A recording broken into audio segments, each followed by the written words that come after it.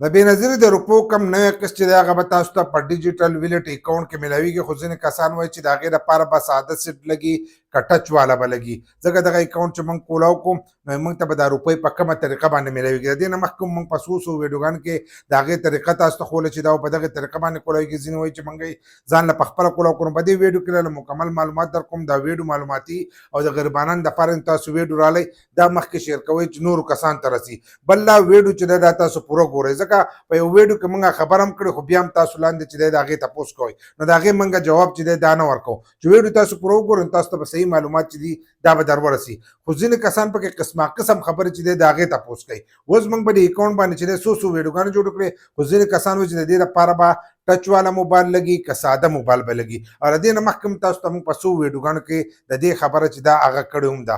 ځکه دا یو ډیجیټل والٹ اکاؤنٹ دی. والٹ اکاؤنٹ دی چې دا به ستاسو موبایل چې دی هغه به ستاسو اکاؤنٹ مکمل د هغې نه چې دی تاسو به روپۍ راستلی شئ. څنګه چې ایزي پیسه اکاؤنٹ ہے، جیز کیش اکاؤنٹ ہے، دغه شانتې یا ستاسو د بینک چې کوم اکاؤنٹ وي او د هغې هغه اپلیکیشن په موبایل کې موجود وي د هغې په تر باندې چې تاسو روپۍ راوکاږئ دغه شانتې تاسو د خپل دغه دغه نه چې دی اکاؤنٹ نه چې دی هم روپۍ رایستی شئ. دا د هغو له طرفه دغه معلومات راغلي دي چې هغه به ستاسو په دې میاشت کې چې دی یا په دې راتلونکې میاشت کې به ستاسو په دغه سیمانو باندې هغو اکاؤنٹ چې دی دا به کولاوئ. هغه اکاؤنٹ به کولاوئ چې ستاسو موبایل ته به میسج راځي. میسج به راځي یو کوډ به راځي تاسو ته به چې ستاسو اکاؤنٹ ته چې دی روپۍ رالی، هم به د 8171 نه راځي، هم به تاسو ته د بینک نه راځي.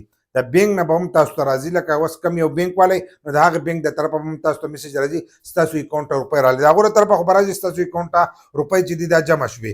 بیا به دلته کې د بینک د طرفه راشي، ځکه چې د بینک په اکاؤنٹ کې به هلته جمع شي نو د بینک د طرفه به هم تاسو ته میسج راشي چې ستاسو په اکاؤنٹ کې دغه روپۍ چې دي دا جمع شوې. نو هغه روپۍ چې دي هغه تاسو رایستی شئ، هر ځای کې رایستی شئ. د هغې لپاره چې دی هم به وایي ګوته چې دا به لګي.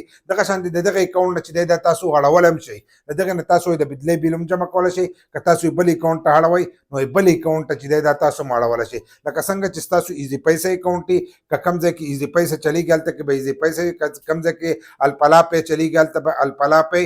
دغه شانتې ایچ بي ایل کنیکټ او شپږ بینکونه دي نو هغه بینکونه چې دی هغه ټول که په ځینې ځایونو کې به جیز کې شي نو د کومو بینکونو سره چې معاهده شوي ده نو د هغې بینکونو اکاؤنٹ چې دی دا به کولاویږي. خو په دې کې ځینې کسان اوس دا تپوس کوي چې په دې کې به ساده موبایل او د ټچ والا موبایل نو ایزي پیسه چې دی هغه په ساده کې هم چلیږي او په ټچ کې هم چلیږي. په ټچ والا کې چې دی اپلیکیشن به د اپلیکیشن نه به ډایرکټ کوي.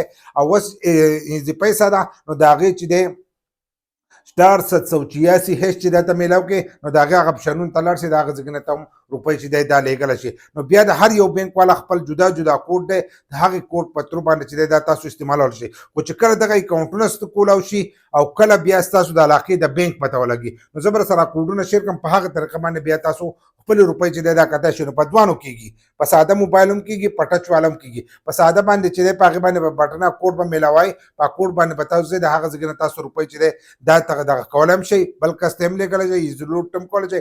هر سره چې دي تاسو د هغې نه کولی شئ. که بیل ته جمع کوئ نو بیل ته هم جمع کولی شئ.